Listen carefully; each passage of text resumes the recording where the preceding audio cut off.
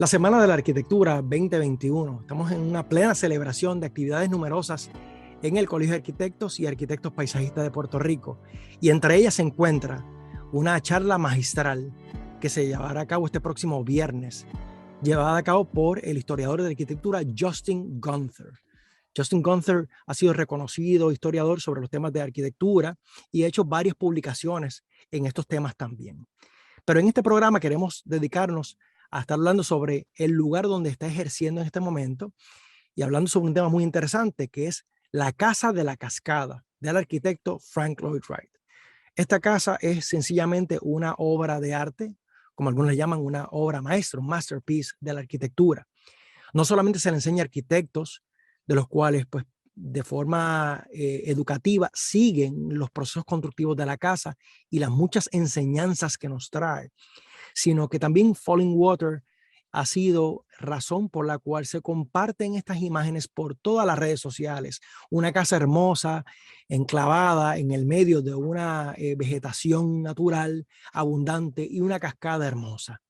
Sin duda alguna, esta obra importante de Lloyd Wright ha sido importante para la Academia de la Arquitectura y para todo el proceso de lo que significa ser una casa hasta este presente. En esta ocasión, pues queremos entrevistar en este programa a Justin Gunther, que él es el director de Fallingwater. Así que quiero presentárselo y hablar con él un poco. Good afternoon, Justin Gunther. Welcome to Arquitectura Hoy. I'm really glad to have you here. Thank you so much for having me. It's an honor to be with you. Definitely. And Gunther, I know that we spoke a little bit in the last segment, but for me, once I read that you're the director of Fallingwater, it just, blew my mind. What a place to work. So what are your first thoughts about that? Yeah, I mean, it's a truly remarkable place to call my office on a day-to-day basis. It's quite an honor to be involved in the stewardship of one of our greatest works of architecture, certainly one of the greatest by an American architect, Lloyd Wright.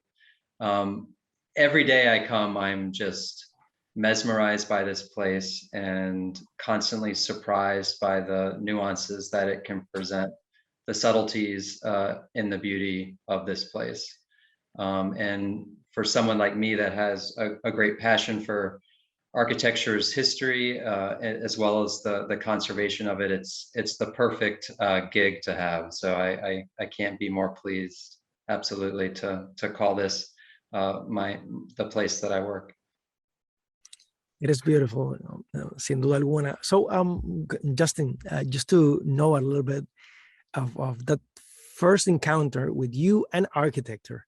First of all, you told me that you are an architecture historian, so that means that you really like to investigate about this kind of topics regarding architecture. So definitely you knew Fallingwater before your first publications. Sure.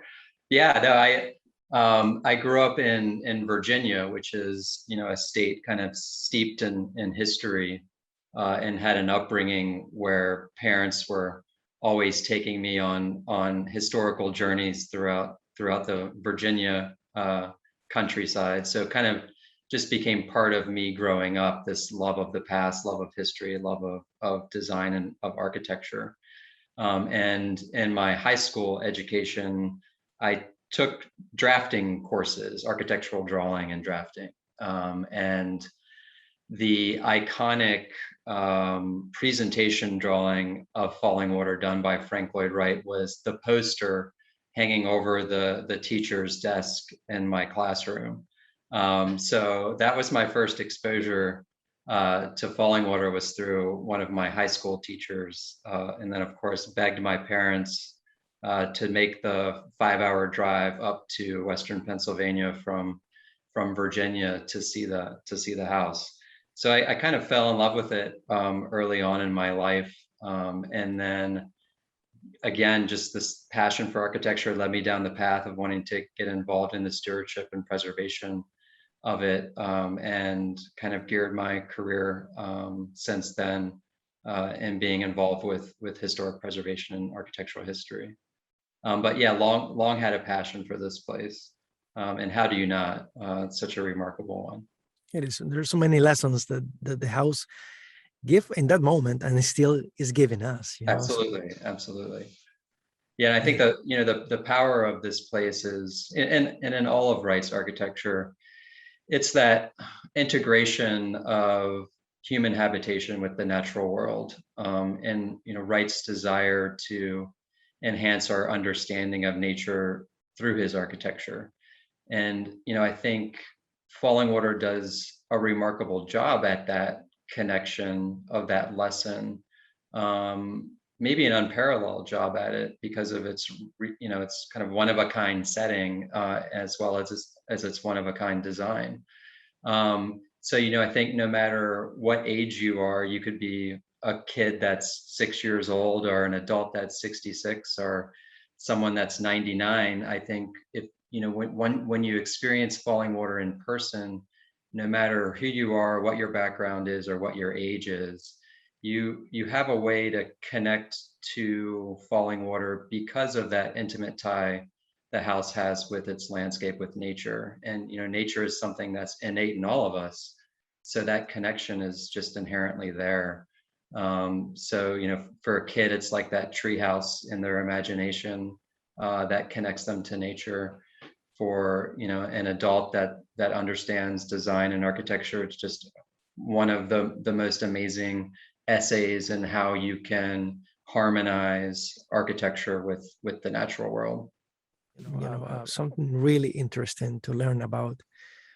Definitely, we encounter with ourselves and with our nature once we understand this kind of settings, and we question what is the best way to encounter a setting like that, right? To live in between nature, how we can cope with that. And I think that humanity in many ways has been always asking the same questions.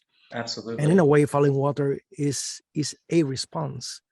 Yeah, and experiencing it, because it's such a multi-sensory one, it's not just a visual experience. I mean, of course, you're seeing something pretty profound, not just viewing this dramatic waterfall in the landscape, but this cascading sculptural expression of design in it as well. So it's this intense visual experience, but then you have all of that amplified by the oral sensation, the sound of the rushing water, and then the intense humidity of our environment here. Just there's always moisture in the air, so that's hitting your skin.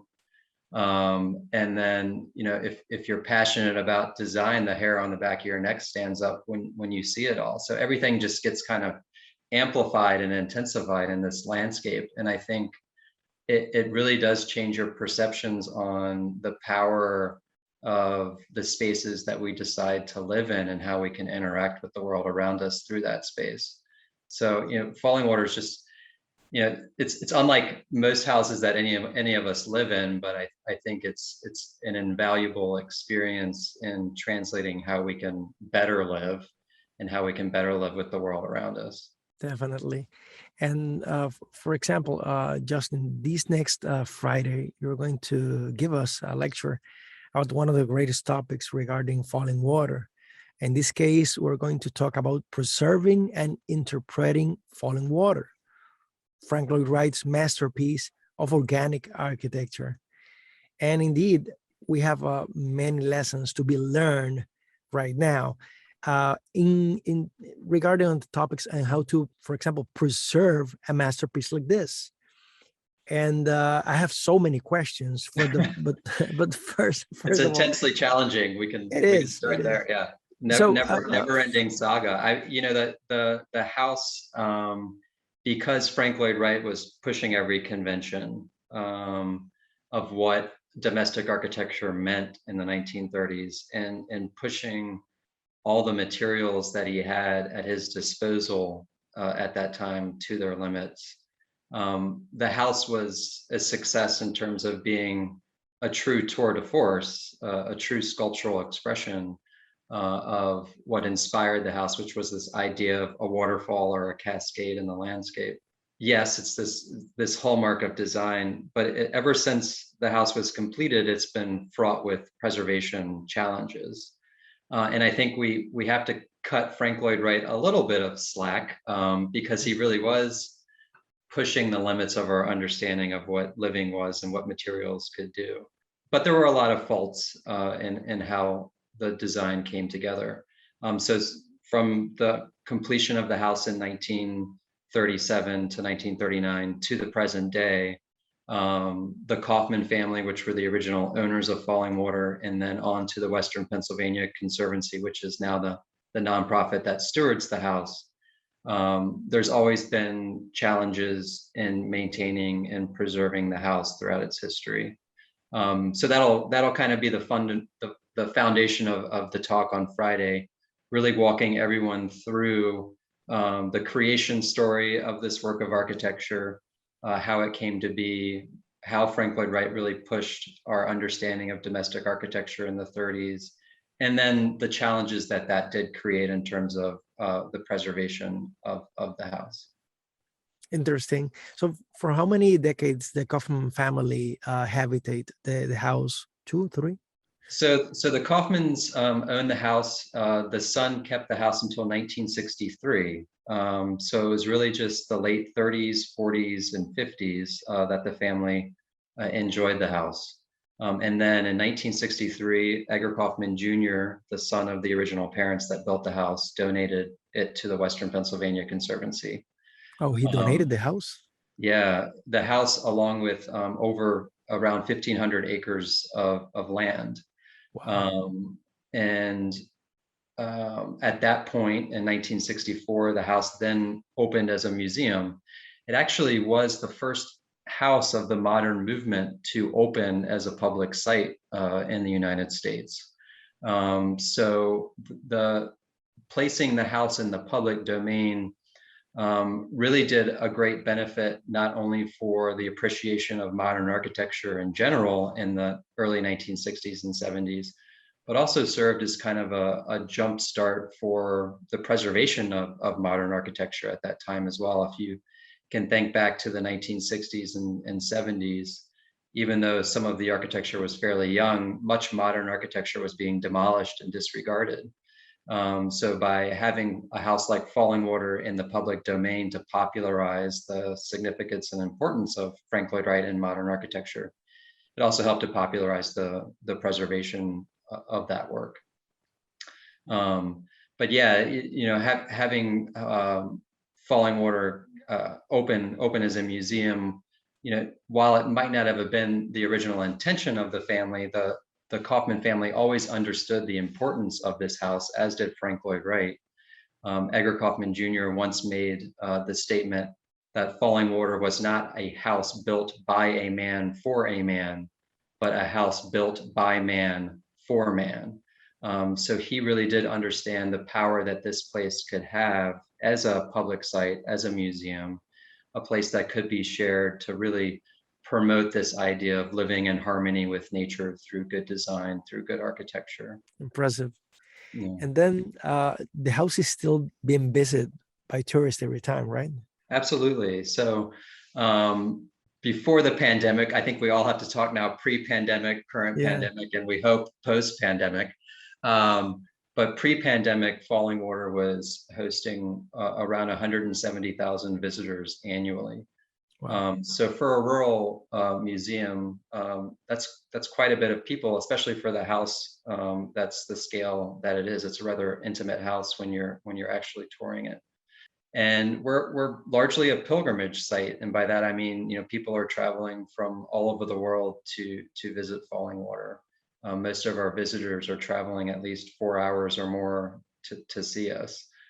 Which is always remarkable to me. You can be on a tour here and you can have visitors on a single group that are from Japan and Canada and Mexico and California, Pennsylvania, Ohio, New York, all in the same tour group. And it's just remarkable how a place like this can bring together a world community to appreciate architecture. That's right. So from that point of view, I just reading the notes from the important lecture that you're going to give us this next Friday. And something that amazes me is that it says that the house from the very beginning has been plagued with preservation challenges, just like leaking roof, rusting steel, spalling concrete, and the possible collapse of its signature cantilevers. And for me, it is an eye-opener. You know? Yeah, I mean, every Frank Lloyd Wright house is a certain number of bucket house, meaning you count the number of roof leaks you have in your Frank Lloyd Wright house, and then you call it that many buckets of a house. So I think when the house was originally built, there were, over a dozen or more roof leaks. So it was a 12 bucket house, meaning there were buckets scattered all through to capture the drips from the roof leaks. But yeah, from the beginning, there's great correspondence back and forth in the building notes about the initial construction regarding the cantilevers here at Fallingwater. So there are 4 huge reinforced concrete cantilever beams in the substructure of the first floor cantilevers that carry the load of the house out over free space up and above the waterfalls. And the primary issue with the structure is that there wasn't enough reinforcing steel placed in those 4 primary cantilever beams that hold the house up. So as soon as they removed the formwork after the initial construction, the parapets of the cantilevers cracked and the house began sagging. Frank Lloyd Wright convinced the family and the engineers on the project that everything was stable. It was just the natural settling of the house after removing the formwork. And the family, of course, sided with the architect and went along with Frank Lloyd Wright's opinion of the integrity of the structure. And it wasn't until the 1990s that a graduate student at the University of Virginia, who was doing a master's thesis on structural engineering, decided to take an intense study looking back at the archival record as well as the physical record of the house and analyze the structural integrity of the cantilever beams. And his research showed that, yes, in fact, there was not enough steel to support the structure.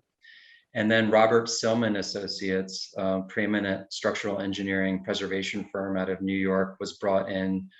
They covered the house with crack monitors and tilt meters, and their analysis also showed that at any point, falling water could catastrophically fall into the stream. Meanwhile, people are, those 100,000 people are going through falling water every year. So immediately steel shoring was put underneath the cantilevers to carry the load of the free mass down to the rock bed of the stream below it. And then a very eloquent solution was created by Robert Silman to post-tension those cantilever beams. And that post-tensioning, all of those cables that are now wrapped onto the sides of those beams are hidden in the substructure of the floor. So everything is out of view. But the original structure of the house is now supplemented with bundles of post-tensioning cables to hold the cantilevers up. So in many ways, falling water has been turned from a cantilever into a suspension bridge, if you kind of want to think of it that way. But yeah, from the beginning, the house was plagued. And then, of course, we have constant expansion and contraction, cracking in the reinforced concrete, because Wright was more concerned with the aesthetics of the smooth concrete surfaces than the overall function. So no expansion and contraction joints are in the reinforced concrete. So we get all kinds of hairline cracking constantly, which of course water finds its way in through those cracks. All of the hand-laid masonry, constant regime of repointing that masonry to prevent water infiltration there. We talked about the roof leaks. So the roofing assemblies have been replaced at least two to three times throughout the house's history. And we're at the 20-year mark on the most current iteration of the waterproofing assemblies on the roofs. So we're currently under a capital campaign to yet again replace all of that waterproofing. So it's like any house, you know, you're replacing the roof and you're repainting the walls on a periodic basis. It's just take your own home and put it to like a power of 10, and then that's what we deal with here with a house that's put in an environment over a waterfall where it's constantly battling a moist environment and a lot of snow and a lot of rain. So Exactly.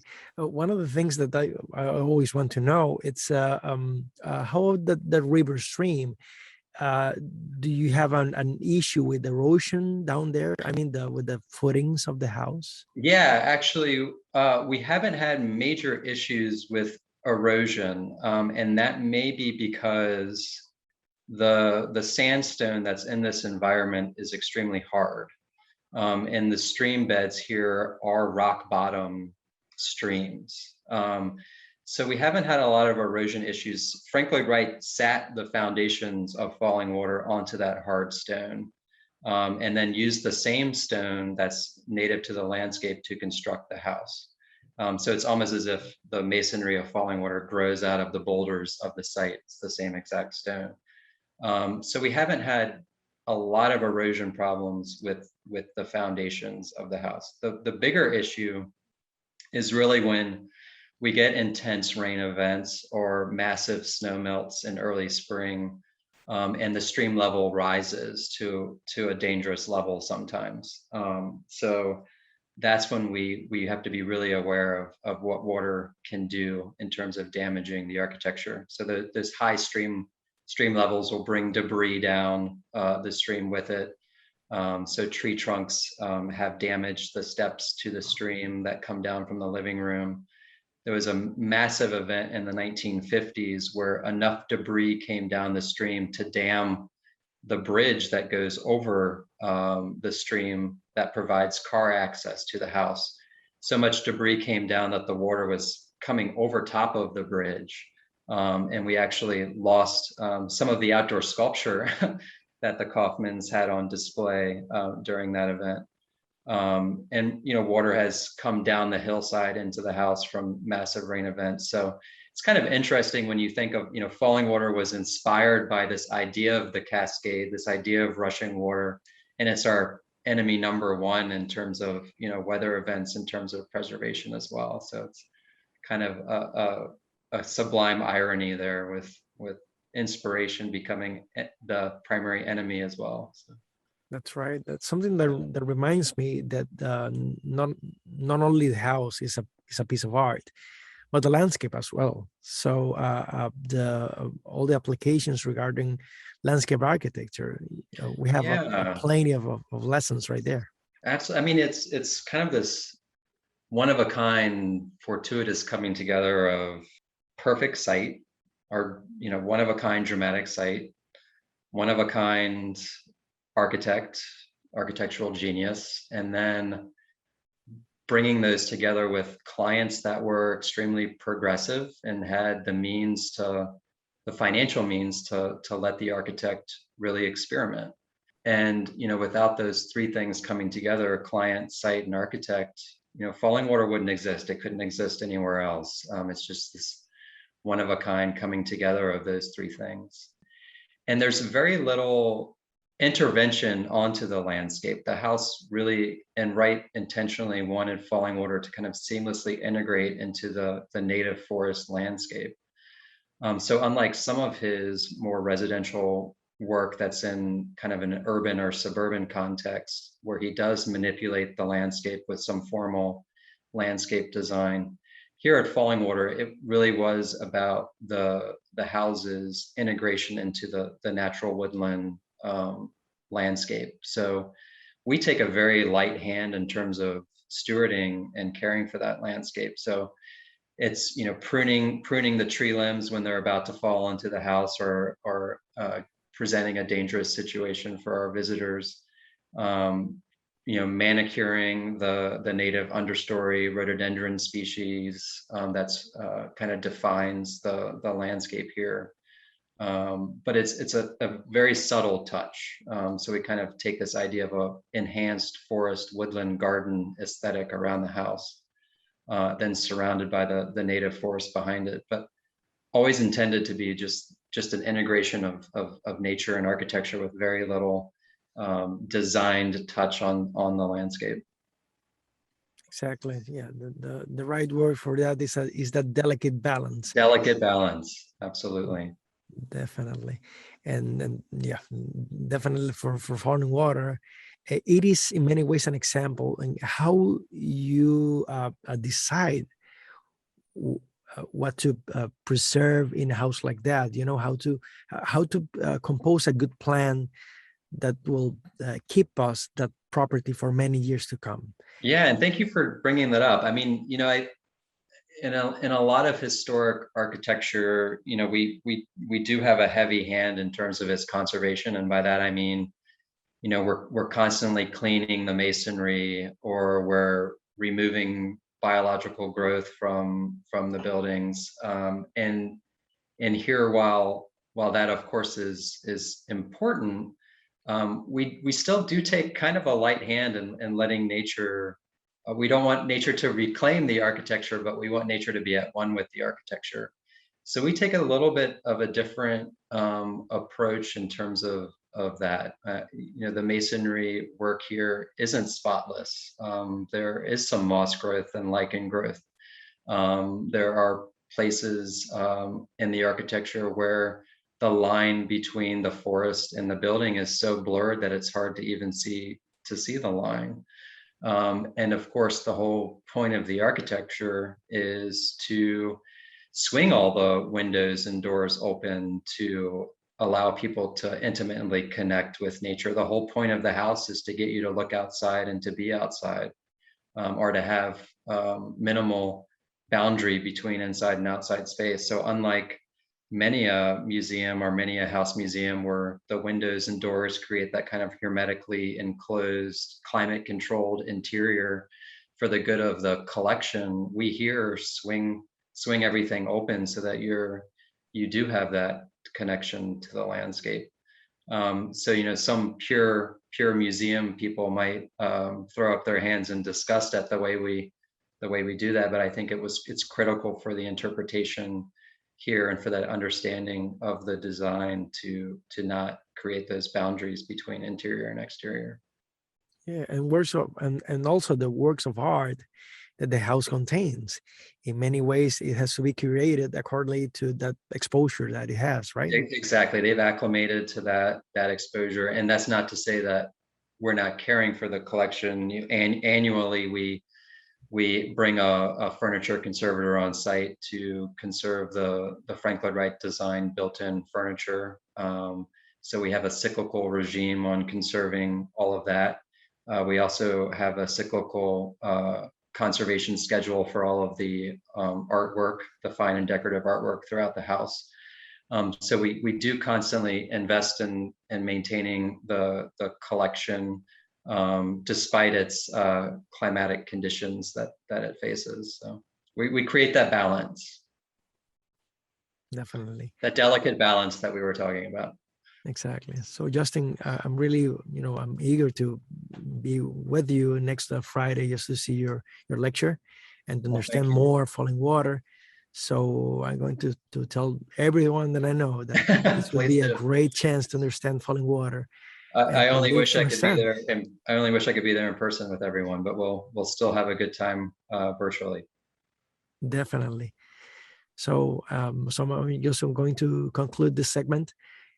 First of all, by saying thank you. Thank you. And please continue that great work there at Fallingwater. I appreciate that. Thank you. Así que amigos, Arquitectura Hoy continúa. No se retire, que seguiremos explicando este segmento y mucho más luego de una breve pausa. Regresamos.